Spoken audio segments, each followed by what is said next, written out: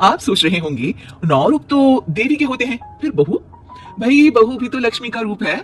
तो जब बहू के पैर पड़ने से घर में समृद्धि आती है तो और क्या क्या होता है जरा देखिए। रामलाल और श्यामलाल दो भाई थे। दोनों बड़े ही प्यार से साथ ही एक ही घर में रहते, लेकिन दोनों की बीवियों का रवैया एक दूसरे के लिए बिल्कुल ठीक नहीं था। एक दिन रामलाल की बीवी कहती है, अरे रमा, ये क्या कर दिया? सारा कचरा पूरे घर में फैला दिया।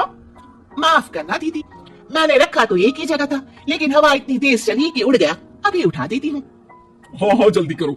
और एक बात, अब भाई साहब से बोल देना कि 2 रसोई कर ले। पता तो है मेरा बेटा सोहन बड़ा हो गया है, अब लड़की वाले भी आने लगे हैं, तो उसकी शादी हो ही जाएगी इस साल।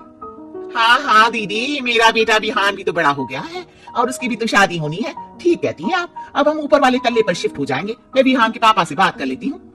बात नहीं करना, शिफ्ट होना है, क्योंकि मैं अब साथ नहीं रह सकती। हाँ हाँ दीदी, ठीक है ना।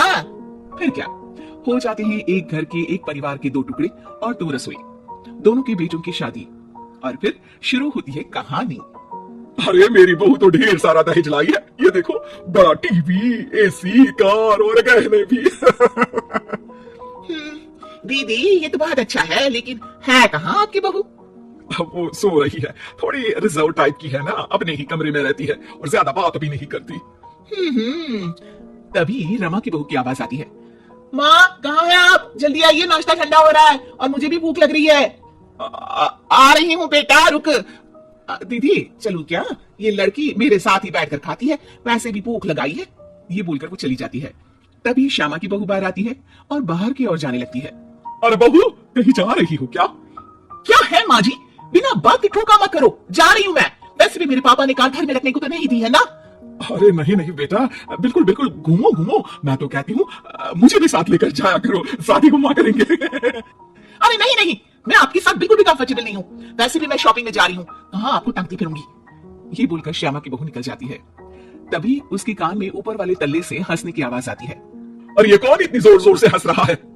ऊपर जाती है, जहां वो देखती है कि रमा और उसकी बहू साथ बैठकर बातें कर रही होती हैं। फिर तो मम्मी जी इतना मजा आया कि मैं क्या बताऊं।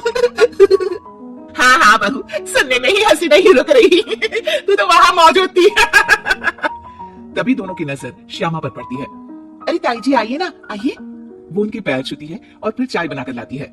श्यामा अकड़ कर कहती है, अरे नहीं नहीं, मैं चाय वाय नहीं पीती, बस हंसने की आवाज आ रही थी तो सोचा बता दूं कि टीवी की आवाज धीमी कर लो। अरे टीवी वो देखो दीदी, धूल खा रहा है, वक्त ही नहीं मिलता देखने का। बहू के साथ वक्त कैसे बीत जाता है, इसकी बातें और किसी कहानी किसी सीरियल से कम नहीं होते। श्यामा को खुशहाल रमा को देखकर जलन होती है। हाँ हाँ, मैं तो तंग आ जाती हूँ इतनी सारी बातें करके, मुझे तो सुकून पसंद है। ये कहकर श्यामा चली जाती है। अगले दिन रमा अपनी बहू के साथ घर से जा रही होती है कि तभी दरवाजे में श्यामा उन्हें टूकती है। अरे कहाँ जा रही हो दोनों? अरे देखिए ना दीदी, इसे शॉपिंग करने जाना था। मैंने कहा अकेली चली जा, तो कहने लगी मम्मी जी आप घर में अकेले बोर हो जाओगे ना, आप भी चलो हमारे साथ। अरे आप इस उम्र में तू कहाँ घूमेगी? अब देखते हैं दीदी, जहाँ ये लड़की घुमा दे। अब मेरी बहू भी कल गई थी कार चलाकर। हाँ। तभी रमा की बहू कहती है, ताई जी मुझे तो कार चलानी नहीं आती, लेकिन हाँ इस सुहाने मौसम में मम्मी जी को स्कूटी की सैर करा देती हूँ। श्यामा का मुंह बंद हो जाता है। वो अपने कमरे में चली जाती है, जहां उसकी बहू बैठकर अकेली टीवी देख रही होती है। बहू तू भी कुछ बातें किया करना, मैं अकेले अकेले बोर हो जाती हूँ। तो क्या मैं यहाँ आपको एंटरटेन करने आई हूँ? देखिए मम्मी जी, मैं तो सिर्फ ये कहना चाहती हूँ कि ये टीवी मेरे पापा ने दी थी, तो ये टीवी कल तक मेरे कमरे में लग जानी चाहिए, समझिए आप? ये बोलकर वो वहां से चली जाती है। श्यामा सोच लेती है कि वो अब ये सारी बातें अपनी बेटी को बताएगी। शाम को उसका बेटा जब घर आता है, अरे देख बेटा, तेरी बीवी सारा दिन अपने कमरे में रहती है, न बात करती है न चित। मैं बूढ़ी सारा दिन भूत की तरह अकेली घूमती रहती हूँ घर में। अरे माँ मैं क्या बोलूं, मैंने कई बार उसे बोला कि सबके साथ उठा बैठा करो, हंसा बोला करो और मिलकर रहो, लेकिन वो कहती है कि उसका मन ही नहीं करता। अरे क्यों क्यों मन नहीं करता है? ऐसा क्या हो गया? माँ तुझे याद है, उसके पिता ने कार देने से मना कर दिया था, कहा था कि उनके पास पैसे नहीं है, साथ ही तेरे सामने हाथ भी जोड़ा था, लेकिन कैसे तूने उसके पिता के साथ बुरा व्यवहार किया था। उन्हें कहा था कि पैसे नहीं है तो किसी भिखारी से शादी कर दो अपनी बेटी की।